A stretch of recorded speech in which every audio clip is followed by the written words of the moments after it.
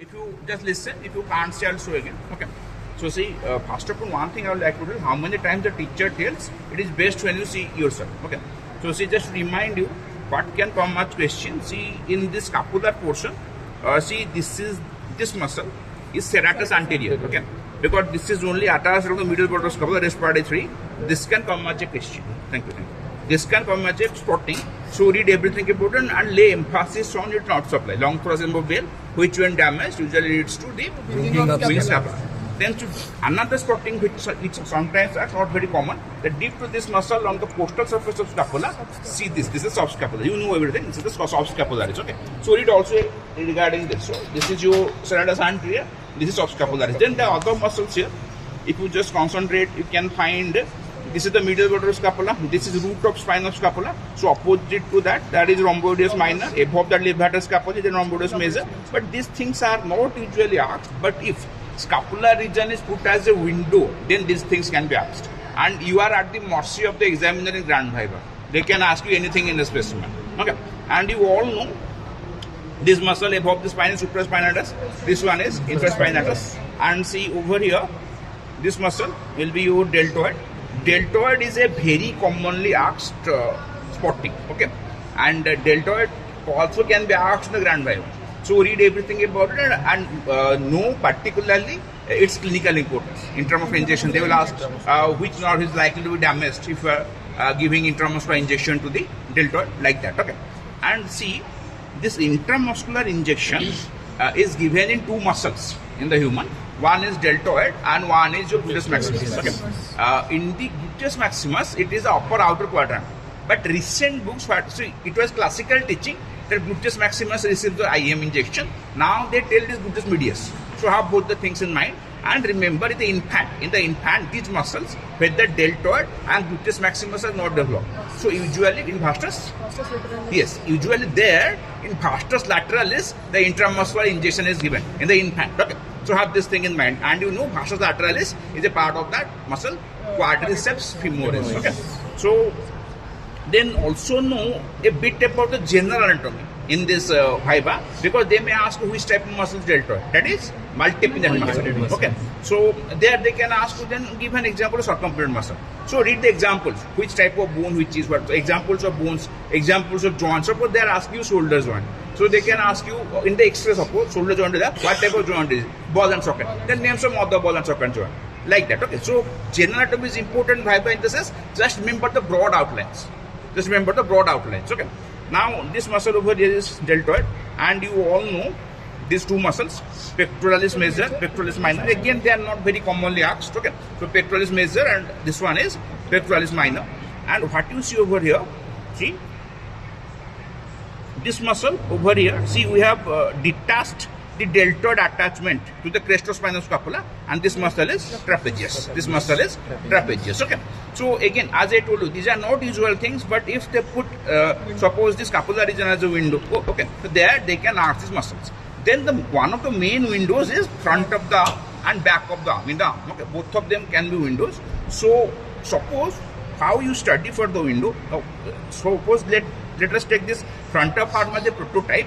First of all, you should be able to tell the name of all the structures which are present in dissected specimen in that region, and you should be able to identify them. That is the first step. If you fumble here, either they don't ask anything, or if they ask, they are circumspect in asking. Okay.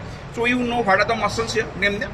Biceps brachialis, coracobrachialis. So see, this is the biceps. You all know. Okay. Because two heads are there. Now the thing is, if there are two heads, name them. So this is the how they ask. So you tell long head, short head, then they identify them. Okay. So we know long head is lateral, short head is medial. So you can, or the short head will be in conjunction with the muscle coracobrachialis. Either way, you remember. So then, if this is the thing, first of all, you should be able to tell the four things about biceps brachii: origin, insertion, nodes of the action. And if you answer them fluently, they are likely to go deeper. Like suppose you tell in the action of biceps, supination is one of the actions. Okay. In fact, supination major action. So then if you're fluent, they will ask, so supination, then pronation occurred which joint? So suppose you tell radioulnar joint. Then how many radioulnar joints are there? 3 on each side. Then what type of joint are there? And if you answer all this, they can still ask. Suppose you tell that 3 radioulnar joint. superior, middle, inferior. Okay, so at which was the major movement of potential superior take place? See, the middle one is syndesmosis, where the two bones are joined by a membrane. So that is the least mobile part. So obviously most of the movement occur at upper and lower superior joint, which is a pivot type of joint. And if you are still very fluent, they will have named some other pivot type of joint. Okay, so these things you have in your mind while reading. It's not that you just read thoracia from end to front. So keep the general book also by your side. And if you can answer this thing with biceps brachii, nobody is likely to ask you more. Okay, then we all know just by the side of the muscle biceps brachii short head, that is coracobrachialis. So in this specimen, see what I am holding with my left thumb or index finger. See, this is the coracobrachialis. Okay, this split muscle, that is a very rudimentary muscle.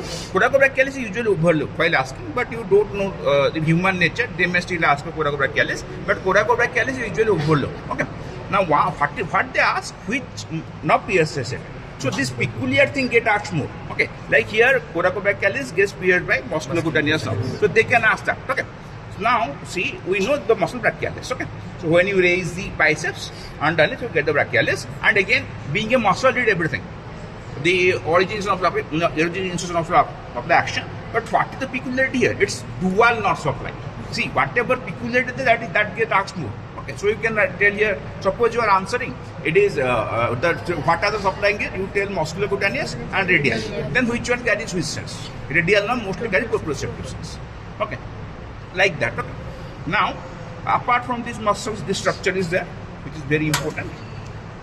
See, this artery is brachial artery, and you must be knowing by now. If they tie the artery here, it is axillary artery. But if they tie the artery here in the middle of the arm, it is brachial artery. When you read any artery, always read all these headings. It arises from what is its source of origin. It terminates where. If there is an anatomical landmark of termination, remember that. Like for the brachial artery, the anatomical level of termination is neck of radius. Okay, or few centimeters below bend of elbow. These things they are going to ask. But if you are answering a thing correctly, okay, then branches. Branches are important. And one of the very peculiar things is about any artery, terminal branches. Okay, so here it is radial artery. If they tie the brachial artery, they mostly ask what are the terminal branches. So, and if the examiner is intent enough, they can ask you to show these two arteries, terminal arteries. So you can always do. See, this will be radial towards the lateral side, and this will be ulnar. This will be the ulnar towards the medial side. Then, what are the main nerves here? See, brachial plexus has got various nerves and all that, but for practical and for the grand we concentrate mainly upon 5 nerves: median, radial, ulnar, musculoskeletal, axillary. Okay, so be thorough about them. At least from which chord of brachial plexus they arise, and if they are going for the chords, suppose you tell radial nerve, what is posterior chord, then they will ask, tell about the other branches from the posterior chord of brachial plexus. So have a very superfluous knowledge about brachial plexus for any dissection window in the arm, whether front of arm or back of arm. Okay, suppose you are getting here the ulnar nerve. They will ask where it arises from. You tell medial chord or brachial. Then name the other branches. Like that. Okay, so see over here. You tell me which nerve is this. See this nerve, as you can see over here. See this nerve. We all know how to identify the median nerve. See over here. There are 2 roots. Okay. See, I have put my finger in between the 2 roots. So from location, you can tell which root is medial, which is lateral. So this is the median nerve. So how do I identify that? First thing, it has got 2 roots forming it. Second, median. It is in the middle throughout. If you see it in the arm, in the cubital fossa, in the forearm, in the palm, everywhere it is in the middle. Okay. So these things are important, which you may have developed by this time. Okay? So this is the median nerve. Okay. Then where the ulnar nerve, straightforward. Go to the thing, that is the medial epicondyle. So over here, what has happened? See, this thing is your median now, and somehow, so it is either a split case or some of the anomalies here. But this is definitely ulnar now. I think it is somehow lost here. That's so how to get the ulnar nerve proper? see, first thing, see, I have no clue about now, but till just remember this thing that this medial nerve has got the two roots. Medial root, medial cord. So, ulnar nerve which is a branch from medial cord. So, I was not getting anything here. See, just I go to the medial root of the medial and trace it above. So, now I get toward the medial cord. See, arising from that, now I can tell this thing is the ulnar nerve. Okay. So, here see, there is no direct relation with the medial epicondyle, but still by guesswork I can tell it is ulnar nerve. Okay. So, the specimens are variable. Okay, so you just apply your common sense, and I think you have developed it by now if you have read thoroughly. Okay, so this is the ulnar nerve. Then the musculocutaneous nerve will be here. So then again, see, now I am not able to get a clue where the musculocutaneous nerve is, but that is on lateral quarterbrachial plexus. So get hold of lateral root of median nerve, trace it above, you get the lateral quarterbrachial plexus. From that, here see, the nerve should be going to pierce the coracobrachialis. Okay. So this nerve over here, okay, that is passing even down below. Okay. So see, just take your time, don't be in a hurry. So mostly this is the nerve here, coracobrachialis, but that is going way below. So let us take your time, take your time. So this is the short head, this is the coracobrachialis muscle, and what should be going inside should be the musculocutaneous nerve. So again, that is not very clear over here. Okay, by chance it's not very clear. But see the radial nerve, if you want to find, just go to the back of the arm. Don't waste your time, and there get hold of the two structural radial groove. Okay, so out of these things you can clearly tell this is the nerve. Okay, so if this is the nerve, see over here, this thing, if you wait, take some time, you can trace it to the back to the axilla and tell this will be the, this thing will be your radial nerve. So this will be the radial nerve over here. So take your time and just trace it above. Okay. So here you can find somewhere this will be, see this thing.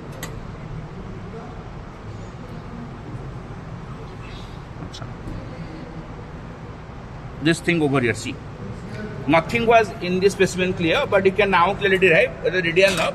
See, this is the same thing here. Okay, see what has happened. The same thing. See, it's the same thing. Radial nerve. Okay. So how to get it if you are not sure in the axilla? Go to the back of the arm.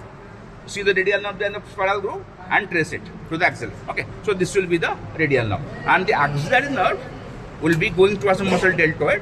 So see, if you once get hold of the radial nerve, you know that as a posterior cord. So trace it above and go to the posterior cord. Okay. And from the posterior cord, see, this nerve is arising. That is, this nerve is arising. That is going towards the deltoid. So that is axillary nerve. So now see, I did not know the specimen. I don't remember it, but just from my common sense, I can tell which one is which nerve. Okay. So then, apart from these nerves here, there is nothing else to show. So see, when you read, focus on these things. Don't read unnecessary things. Read what are the muscle, what is the artery main here, and what is the nerve. Okay. And then, if this is the artery, the vein should be somewhere here, but that is somehow not very clear again. So that is cut here. Okay. See, this is the artery. So the vein is medial always, we know. So, but somehow, see, this is the vein. Okay. See. Even if it is dilapidated state, I can tell, see this structure. It is having a lumen, you can tell from a distance, and see it has got a very thin one, so that it is collapsed, and it is medial to the artery. Okay, now this is artery, this is the vein. And the vein, if it is tied a basilic vein, if you tie it above, it is axilla. Okay. Then axilla is usually not put as a window question here. Okay. Then if you go to the back of the arm, see here only one muscle is there, one nerve, one vessel. Okay. So if you see that triceps, so they first ask how many heads that is got? 3 heads. Yes. Then they ask them long head, lateral head, medial head. Then the next will show them. Okay. So see, this is the long head. Okay. And usually the lateral head is cut. And what happens? See, these are the structures. So someone can take my mobile.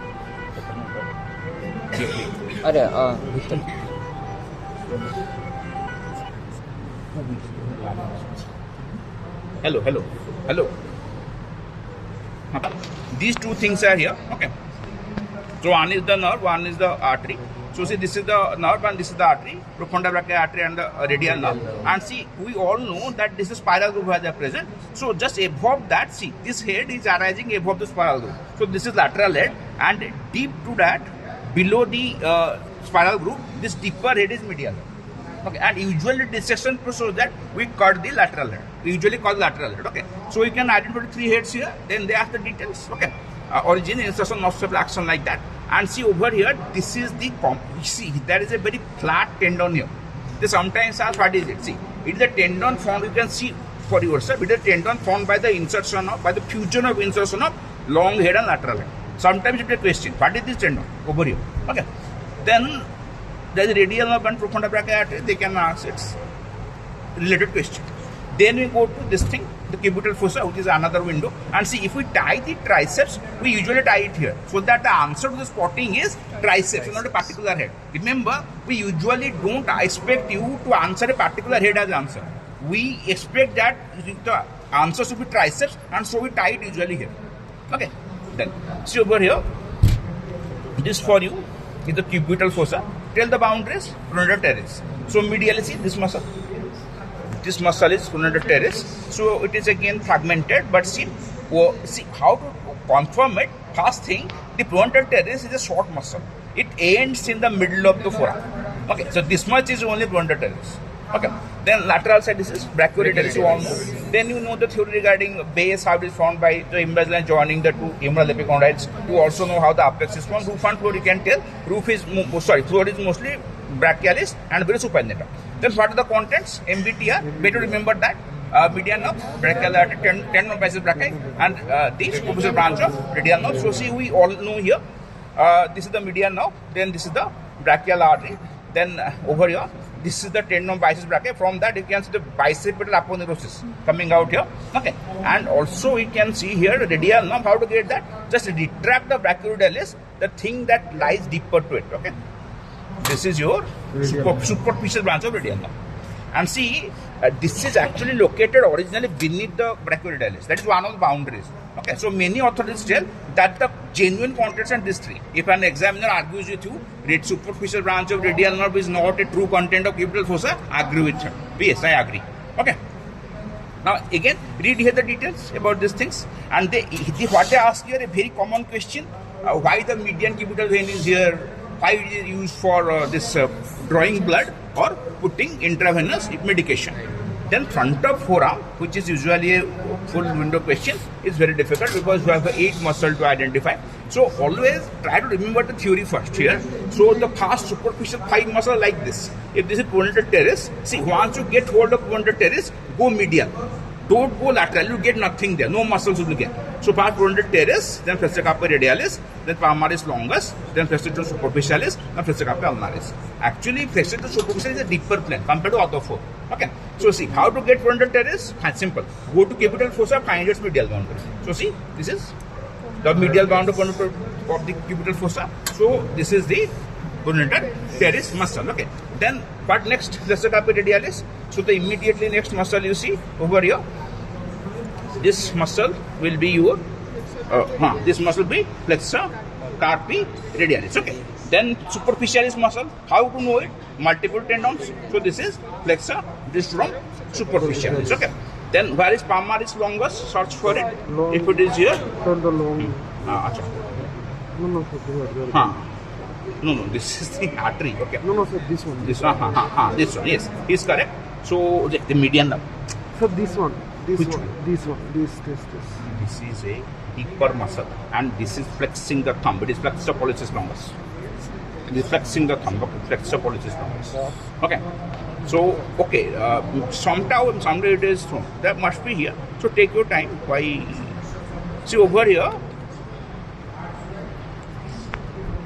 Can you find this? See, I am separating it. So take your time, always. Okay, see. Here, this is palmaris longus. Why? Because it's short belly, long tendon. So this is the palmaris longus muscle, short belly, long tendon. And this muscle, I've already told you before, this is superficialis, and this is your flexor carpi ulnaris. Okay. So 5 superficial muscles are gone. See what I did? Once I get hold of the pronator teres, I go towards little finger. Usually in the nervousness, you go to the other side and there you get nothing. And then all the things begin to happen. Okay. Now see what are the deeper muscle? One we have identified. See. Flexor, pollicis, longus. Okay. Then the deeper muscle with multiple tendons. It's FDP. See here multiple tendons, profundus, and we can all identify bunda quadratus in our sleeve. That is a quadrangular band of muscle just above the wrist. Okay. And here we must, as we have shown you, there is two things here which can be asked in the exam. So see here you can find a thicker structure, thinner structure. Thick structure is artery, anterior introsseous artery, and the thin structure is nerve, anterior introsseous nerve. Immediate next question is anterior introsseous nerve is a branch of which nerve? Median nerve. Then anterior introsseous artery is a branch of which artery? That is a direct branch from common introsseous. That is a branch from ulnar. Okay. So if you are preparing this thing, also prepare the introsseous membrane. Okay. That is here. See, you can all see. See, you can also see this thick structure is the anterior introsseous artery. Okay. Then this very thin structure over here is the anterior introsseous nerve. Okay. Then just dip to both the structures. This membrane is introsseous membrane. They ask function. Connects radius with ulna. Transmits sweat. Gives attachment to muscles of forearm. These are the functions of the introsseous membrane. And sometimes some of the teachers ask what is duration of fiber.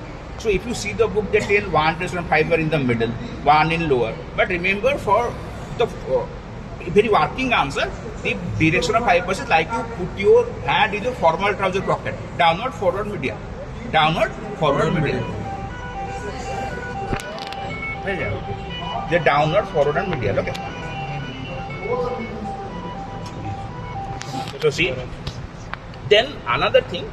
You can identify the ulnar artery and nerve here. Okay, that is very easy to identify. See, this is the median now. Why?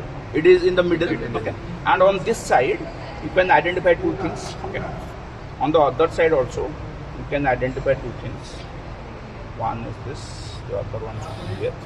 So this is the median now for sure. So ulnar artery. So the ulnar nerve. Actually, this thing, the ulnar nerve, is over here. No, see. This is radial nerve, yes. Radial side. So this is the radial artery, and this is radial nerve. See, correct. So these things you do, and these things you do. Okay. So radial side, radial nerve, ulnar side, ulnar artery, ulnar nerve, and you remember from either side the sequence is nerve, artery, artery, nerve, nerve, artery, artery, nerve. But these are the things not usually asked. If the examiner is really, probing, he can ask this thing, but these things are not usually asked. Nerve, artery, artery, nerve, you come from either side, lateral to medial, medial to lateral. Okay. So when you prepare this question, don't usually go for the origin insertion, rather prepare what are the name of the muscle, be fluent with them. Okay. Read about the some of the name of the branches of radial artery, name of the branches of ulnar artery, or what are the branches of the main nerve, median nerve here. Like you know the general supply that all the superficial muscles supplied by median nerve, all the deep muscles supplied by anterior introsseous branch of median nerve, except flexor carpi ulnaris, that is supplied by ulnar nerve, and medial half of flexor profundus is supplied again by ulnar nerve. So these basic things you read first. Okay. And they usually go for the insertion of the flexor carpi ulnaris because that forms the piezometacarpal ligament and piezohamate ligament. Okay. They can ask the prudential quadratus here.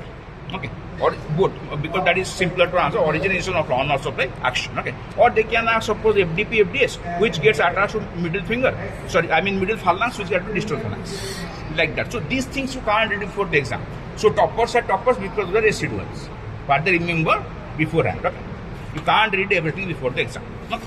Now this is the thing, and the palm, that is not usually a window question. Part we ask here as two spotting. One is this that has been cut. See, this is the flexor retinaculum.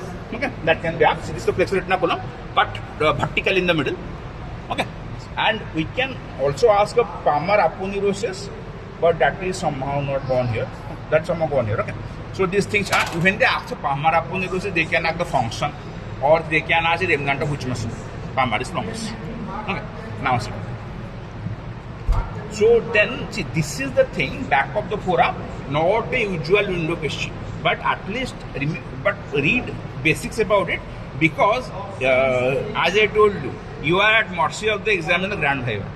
They can ask you, pick anything and ask it. Okay. So see, first of all, how many muscles are there? Here, 12. So see, there in the front of the forearm were 5 superficial, 3 deep. To get the muscles are 2. So here will be 7 superficial, 5 deep. Okay. So how to identify them? Okay. For that, you go to the extensor retinaculum. Okay. And here, from lateral to medial side, there are 6 compartments, 9 muscles. Okay. So, can anyone tell? First compartment, abductor pollicis longus, extensor pollicis brevis. Then extensor carpi radialis longus brevis. Then extensor pollicis longus. Then extensor digitorum, extensor indicis in the same compartment. Then extensor digitum minimi, extensor carpi ulnaris. So, see over here, you can find 2 muscles. Okay. They are quite superficial here, but they are actually arising deep. You can find 2 tendons here. The first compartment under the extensor reticulum. See, longus is lateral. So this is abductor pollicis longus, extensor pollicis brevis. In the second compartment, you find 2 straight muscles. Okay. So over here, you can find these 2 muscles. No, that is not here. These 2 are here. See, be very particular. What you are showing here. See, I can get your 2 tendons in unison. Okay. This and this. But again, see, this one. But see, when I am stretching this, what is happening? Okay. Now, okay, these 2 things are in the second compartment, extensor carpi radialis longus, extensor radialis brevis, again longus is lateral. Okay. Then you can find 2 tendons distinctly. Okay. You can put the forces between the 2. Okay. Then the third compartment muscle is this one. See, this one is clearly going towards the thumb. Okay. So here you can find this thing is going towards the thumb to the extensor pollicis longus. Then this one is extensor digitorum. Did to try to get extensor. See, this is the extensor pollicis longus. See how it is easy to get confused here. That is why it is not usually asked as a window question. See, when I am stretching this muscle, that is getting extended. See, thumb. So this is the extensor pollicis longus. See, I am stretching this and the thumb is getting stretched. Okay. So here is your extensor digitorum. Then see over here, this is the extensor indicis, and see this muscle is clearly going towards the index finger. Okay, see. Okay, that is why it is not put as a common window question. Easy to get confused. Then the 2 muscles. See, this is extensor digitum minimi, and this is extensor carpi ulnaris. Okay. So from the surface view, we confused here. But see, after some deeper observation, we are sure about which muscles are which. 9 muscles are gone. What are the other 3 muscles? Supinator. How to get that? Go to cubital fossa. Find the superficial branch of radial nerve. So you can easily get hold of trunk of radial nerve. This is the deeper branch. This obviously has a deeper branch. The deeper branch penetrates into supinator. So this muscle is just supinator. Okay. And next muscle brachioradialis, that you can tell lateral boundary of cubital fossa. Then where is anconeus? That is here. Okay. This muscle anconeus is in the region of the ankle that arises from the ulna. Okay. It's the ulna and goes towards radius. Okay. So over here, it's not clear, but this is the place for the anconeus, a triangular muscle. Okay. So this much here. Then the nerve supply. Again, in the back of the forearm, there is a principle that all the muscles get direct supply from the posterior interosseous nerve, except 3 which get direct supply from the radial nerve. Okay. What are they? A, B, anconeus, brachioradialis, extensor carpi radialis longus. Okay, these 3 muscles are supplied directly by the radial nerve, rest from the posterior interosseous branch of the radial nerve. Okay. Then, fourth compartment, go put and read what are the structures in the fourth compartment of the extensor retinaculum. That is usually actually if the extensor retinaculum is just spotting. They usually ask name any force passing below it or name what is passing in the fourth compartment. That is extensor digitorum, extensor indicis, then posterior interosseous nerve and anterior interosseous artery. Why? Because the anterior interosseous artery just from the anterior compartment hooks round the free lower border of the interosseous membrane, then comes here to the fourth compartment, ascends up. Then here only it will anastomosis posterior interosseous artery. So what are the 4 structures underneath the fourth compartment of the extensor retinaculum? Extensor digitorum, extensor indicis, posterior interosseous nerve, but anterior interosseous artery. Okay, have this in mind. Okay, this much what you get in the upper limb. So if you are preparing for the upper limb, that is whether it is your window or your spotting or your grand viva, don't read everything. Okay, read what is available in this specimen. Okay, that's what we'll hold it.